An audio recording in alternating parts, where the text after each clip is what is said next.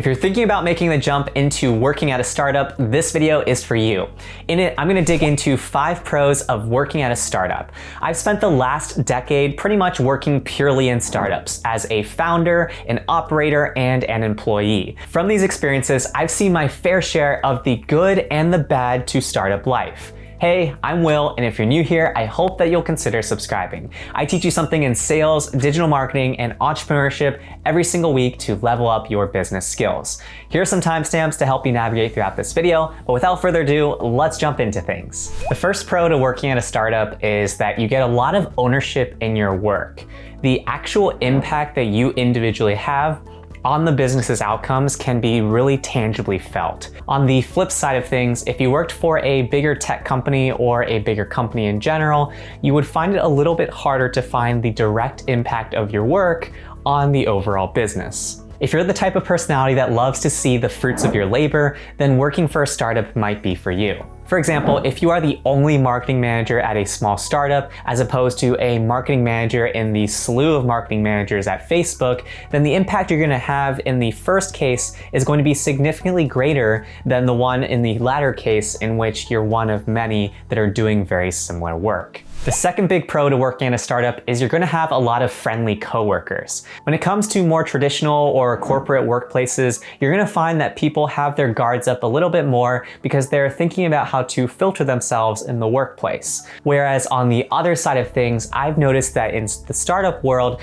people tend to be more of their authentic selves and their real personalities as opposed to putting up some sort of front. Something to note about this is that as you work your way up in terms of the size of the startup, you will start to get more politicking just because of the nature of the organization. As an organization gets bigger, there is going to be more order that needs to be introduced into the organization in order for it to effectively function. So as a result, you're going to see naturally some more office politics and things like that. I remember showing up for a suit and tie sort of job, and while my coworkers were friendly, in general, it was just a much more corporate environment in terms of the feel of the culture. Startups are nice in that you can show up in the day-to-day wearing a t-shirt like this and still be taken seriously for your work without having to put on some sort of front that isn't yourself. The third big pro to working at a startup is that there tend to be a lot of hats up for grabs. This applies for both small and larger startups in that your job descriptions tend to be a little bit more malleable. In other words, even though you're hired to do one thing, you can actually do a handful of other things once you get onboarded. I've noticed this across my years of experience in which I've had to do a lot of things that weren't in my original job description. In fact, I literally learned sales, customer success, and marketing from having to wear different hats in past experiences of mine. And so one of the biggest pros I can say about working at a smaller startup is that you get a large, broad sense of different experiences that you can apply that are then transferable skills that you can use later on in other areas of work. What's a weakness for a startup in that it may not have a lot of customers can actually be an opportunity for you, because that's how you'll actually get the experience of what it takes to go from 0 customers to your first few thousand customers. Typically, you won't get these sorts of experiences in more corporate workplaces. The job that you will be hired to do will largely be the job that you will do all the way through your next promotion or whatever next job description that you take on. In the startup world, it's not uncommon for you to take a job and honestly have only half of the job description be applicable to what you're doing in 6 to 12 months. So if that sounds like something that would interest you in which things don't get too boring too fast, then the startup life might be for you. Before we head into the fourth pro of working at a startup, if you're enjoying this video, I greatly appreciate when you hit that like button below. By doing so, you'll help other people that are looking into the startup life also find this video. The fourth pro to working at a startup is that quick pivots are easy to make. This kind of relates to what I was talking about in terms of the things that you're doing today might not necessarily be the things that you're doing in 6 to 12 months. It is not uncommon for a startup to change its strategy every few months as it validates and figures out what is actually going to work in its particular market. When you interview at a startup, they are inevitably going to tell you that every single day is different. And while this is a total cliche, it is typically actually very true. There are going to be days in which you are putting out fires in one area, and then the next day you're going to be putting out fires in a completely different area. So this means that it's super important that you can shift gears really quickly, adapt to a new situation, and still deliver results. Startups tend to not vibe too well with people that like to show up to to work and do the same thing day in and day out. If you like that sort of predictability, you might enjoy a more corporate environment or a federal job where that sort of work is the standard.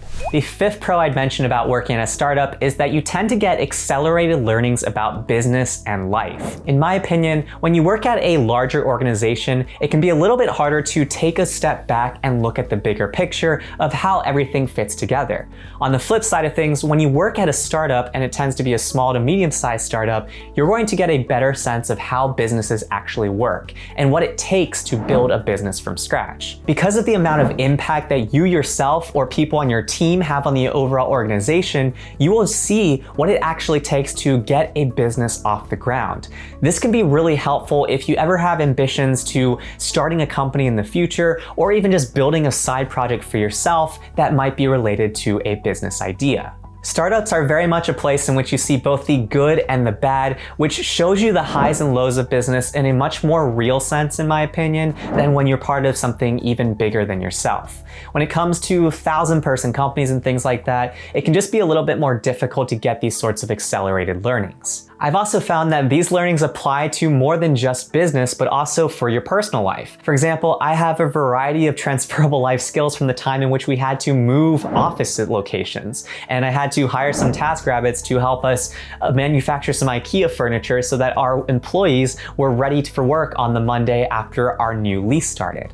These sorts of skills then transferred into my personal life when I was hiring some TaskRabbits to help us with our moves so that it would be a little bit less stressful for me. This is just one quick example of a transferable learning from having worked at a startup that can apply for both business and life. From working with constraints as well, you will learn how to get more out of your time. For example, it's from working in a startup that I learned all about virtual assistants, which I've covered extensively on my channel. There are two big takeaways from today's video. The first one to remember is that ownership is big when it comes to thinking about the pros of working at a startup. If you don't like accountability, then working at a startup is probably not for you.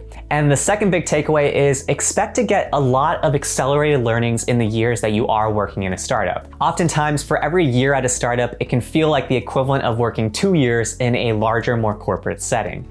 Now it's your turn. Tell me in the comments below what you think is the biggest pro of working at a startup.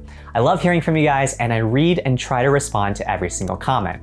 If you found this video helpful, do me a favor and hit that like button below. And if you haven't already, consider subscribing for more sales, digital marketing, and entrepreneurship content every single week. I'll take you from zero to self-starter to level up your business skills. If you want to get a head start on leveling up some of those business skills today, check out 1 or 2 of my Jumpstart kits in the video description below.